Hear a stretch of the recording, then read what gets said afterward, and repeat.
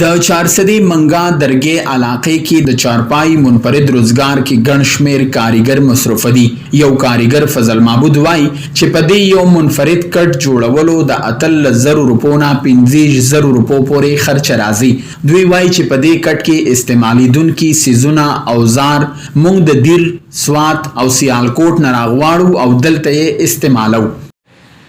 دې کې دا کټ باندې ټایم چې کم دی نو دې کې اول مونږ سره د ټکوالو کاریګر لکه ترکاڼ نو هغه د دې لپاره د خپې ښه مزېدارې رنده کې صفایي کې بیا یې په ډریل پکې سوري وکړي د هغې نه پس بیا دا بازوګانې دا مونږ وچ کړي تقریبا د 2-2.5 میاشتو دا وچ بازوګانې دا مونږ وچ کړي نو ترکاڼ هغه رنده کې صفایي کړي د هغې نه چې د ترکاڼ کار ختم شي نو بیا پکې د پالشي کار راځي د رنګ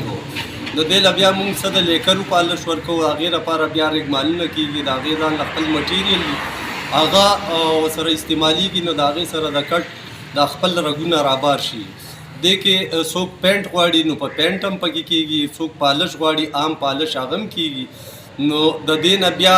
چې کله د هغې 2 کسانو کار ختم شي نو دریم بیا د بڼلو والا لراشي نو بڼلو والا ته مونږ ډیزاینونه وښایو چې دا په دې ډیزاین باندې دغه کا جوړ کا نو هغې بیا په هغه طریقه باندې جوړی او په دې طریقه باندې سلسله روانه سلا نه راځي څوک د ازرو نه راځي څوک پېښور نه راځي او څوک د مومندو نه راځي او دا کټونه موږ له په اډر باندې دغه کوو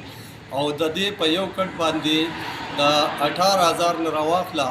تر د 25,000 پورې سیمپل کټ جوړیږي. نور په دې کې عام بیا لکه د سپیدار لرګي والدین دا د 6,000 نه راواخله تر د 9,000 پورې په دې کې دا کټونه جوړیږي. دوی وای چې په یو کټ جوړولو تقریبا د 5 ورځو نه تر 7 ورځو پورې وخت لګي او ډیر خلک د کورونو حجرو بیٹکونو د پاره دا کټونه چارپایان په اډر هم راغواړي او دا کټونه بیا د پاکستان مختلفو ښارونو ته لیږل کیږي. سلمان شاه، پښتونخوا ریډیو، مردان.